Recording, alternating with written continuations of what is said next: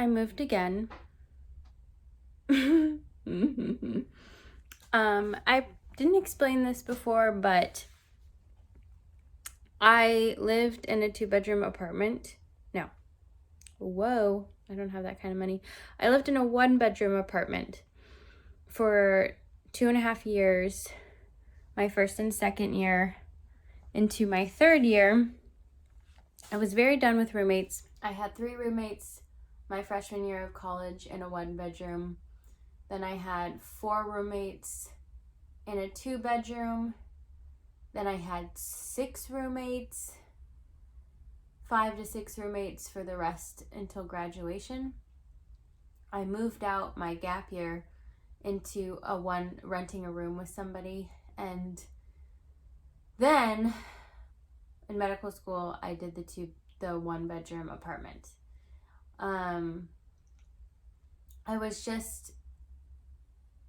It was very unlike me because I don't like to spend a lot of money, and a 1-bedroom is very expensive. I was so done with sharing a space. And I thought about the stress of medical school, and yeah, I just wanted to be alone. I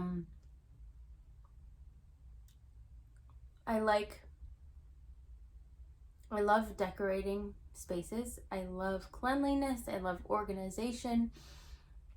And I just haven't found a roommate, apparently. I take that back. I did find one, which I will explain later. And so I decided to splurge, and I paid a lot of money. It was $15.25 per month plus utilities. And yeah, I don't say that I regret it. I think I definitely needed that time alone. It definitely hurt my bank account, and things were really tight with money, but I needed the space by myself. And anyways, when COVID hit and all that shenanigans, I just woke up one day and I was like, I need to start saving money. I don't need this space. I don't utilize it. There's no point. There's no point besides I got my fulfillment with being alone, having my time away, having my own space, but now it's like, okay, I'm over it. I need to go back to saving money. So I moved out November of 2020, and I found a room for rent with one other roommate about 5 minutes away from me. And it was a loft apartment. She had one side of the loft, I had the other. She had been there for 10 plus years. She's a lady in her 50s. She has kept her place immaculate. The decorations were so beautifully done. She was extremely clean, so nice. Let me use full access of the kitchen. There was a laundry right downstairs. And it just was the most beautiful space I have ever lived in. The bedroom was huge. It had wood floors. I had my own bathroom. She had a gym that she made that was across the hall. And the area is just, it was beautiful. There was so much greenery. There was a college literally right across the street. And the campus is so beautiful because it's a school that was made like a long time ago. I don't know when. And I was walking distance to downtown, and the downtown was really, really cute. It was like one of those Hallmark downtowns. So when I saw that space and how much money I was going to save, it cut my rent down more than half, almost. So when I saw the space, it was like, wow, this is a godsend, because why haven't I been doing this the whole time? And I thought with her being older, there only being one roommate, me having the whole other side of the apartment, it was going to be a piece of cake. Yeah. So it is now almost February 1st of 2021. I lasted 3 months. I lasted 3 months there, and I nested, hardcore nested. I decked that room out. Every wall was covered with something, some picture. I bought a ton of furniture because it was the master bedroom. I just really embraced the space, I guess. And then there were some red flags, but honestly, I couldn't have known. I wouldn't have known. So as time went on, it turned out that she was an alcoholic. And I didn't let it get to the point where I figured out which kind of alcoholic she was, because it was slowly progressing. The first signs that I noticed were just kind of glazed over demeanor and very forgetful. I would say something and she would ask the same question in the span of 2 minutes, and she would do that over and over and over again. I remember I was making risotto, and it's like a 3-hour ordeal, and she'd come over and taste test every 5 minutes. I kid you not. Every 5 minutes she'd come over and taste test, and she'd tell me, oh, it's not finished yet. It's not finished yet. And it kind of freaked me out because I knew she forgot stuff, but to see her get up from the couch off the living room, come over to the kitchen every 5 minutes and forget she had done that was like, okay, something's wrong. And she would drink wine, but it wasn't that much.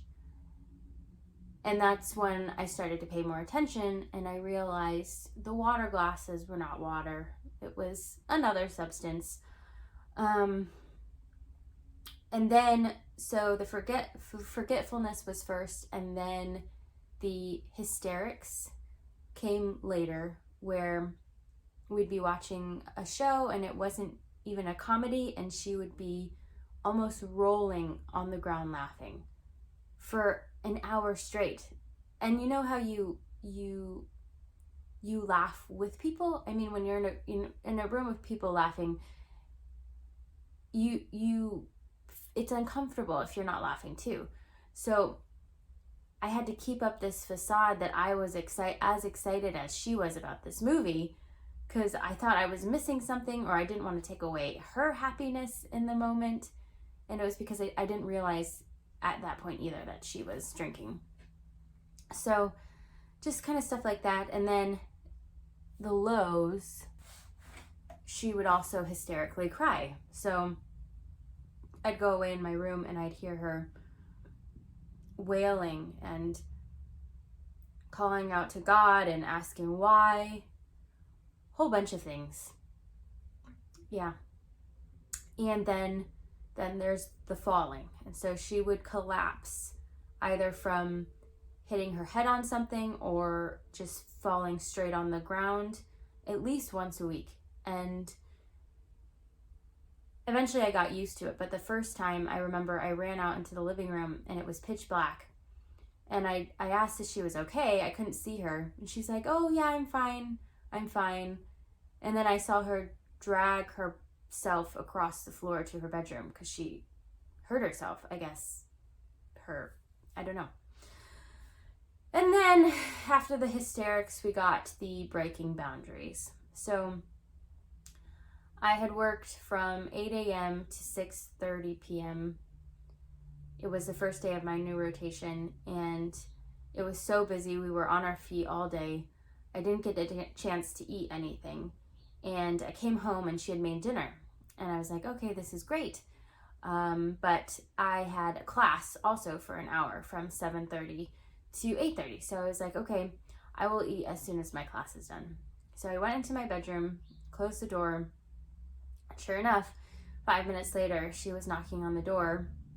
I didn't answer because I was on the Zoom call, on the Zoom classroom. So when I didn't answer, she decided to come in. And it was the first time I think I ever elevated my voice with her. I think I said, I need you to leave right now. And just kind of point blank, like, I don't know what you're doing, but you need to go. So 5 minutes later, after she left, she didn't say anything. I get a string of text messages just saying how ungrateful I am for not eating her food, how she prepared this huge meal for us, and how she can't believe I would ignore her like this.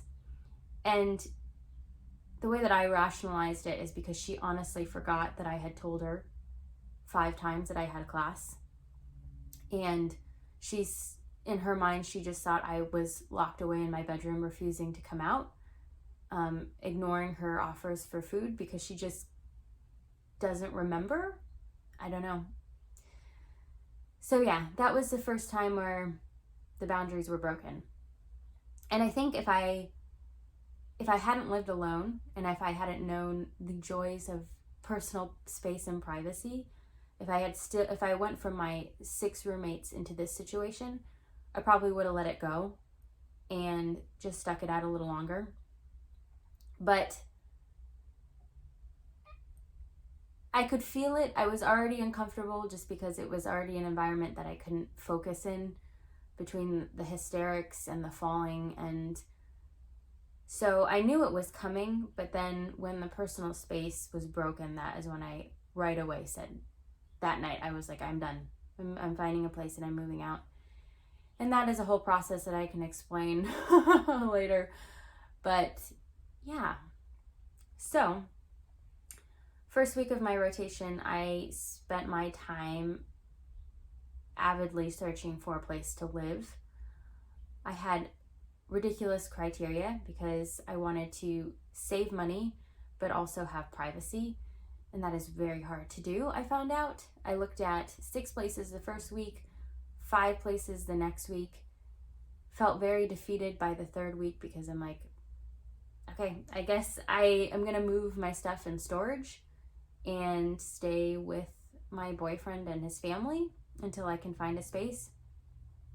And initially the first week I was like so distraught and off balance that I just wanted to go for the first thing that I saw, which was about a shoebox of a room with 4 other girls.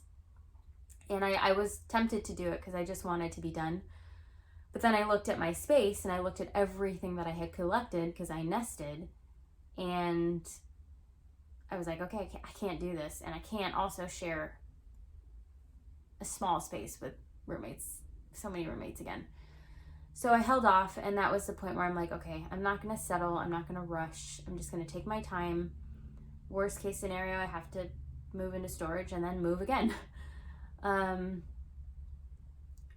And I felt like there was a ticking clock because I didn't know where my next rotation in February was going to be. February as in this coming Monday. I didn't know if they were going to send me 3 hours south, 5 hours north. So I was like, I wanted to get this done now because I have this rotation gives me, even though it's 8 to 6, I still have nighttime at least to figure things out. And then in March, I have surgery, which I know I have 0 time. So I was just really hoping to find something in January. And sure enough, prayed, waited, was patient.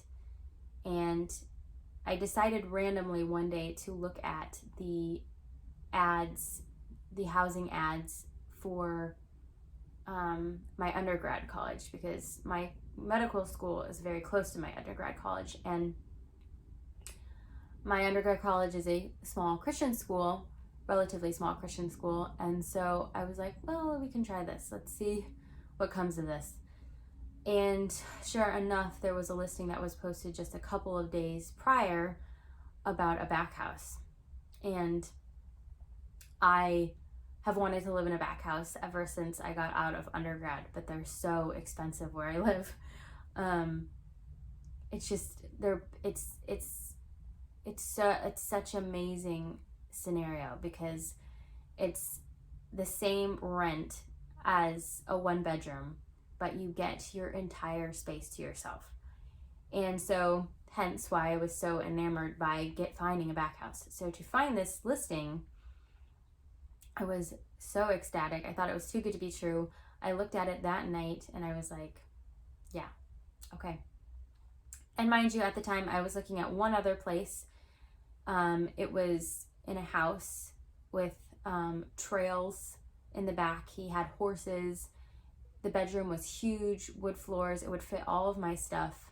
However, the owner lived there with his girlfriend, his son and his girlfriend and their 3-week-old baby, and then also a woman in her 70s with her 13-year-old granddaughter. So you would think, based on the experience I had, that I was immediately like, no, I'm not going to do that. But because of how beautiful it was, I was tempted, and I was going back and forth. But then I reminded myself I was in a beautiful space and loved where I lived, but there was no point because I was so uncomfortable and felt stuck and trapped. So I decided to go with the smaller space that is my own, and had to get rid of stuff, obviously, but yeah. So, lesson I learned, a space is only good if it allows you to be healthy in it. And I do believe there are times where you're just going to have to suck it up. Like if I was in a surgery rotation, I would have just had to do it. But I thankfully was in a time where I could move. But yeah, that's my story. I'm going to show you the mess that I have to sort through. So this is the bedroom. Yes, so it looks a little disastrous, I realize. And then there's one window. I put up these lights already. Everywhere I go, I put up lights. It's just, it makes everything feel more homey. And then we go out this door and we have the kitchen. I already decorated here a little bit. Yeah, it's a mess, I know. So I have an oven, some stuff for food, the sink with my plant in it. I bought this table, and then there's a little fridge. And then we go over here, and there's the bathroom. So we have a shower, a mirror, another mirror. Oh, she put a rack. How sweet. Yeah. And front door.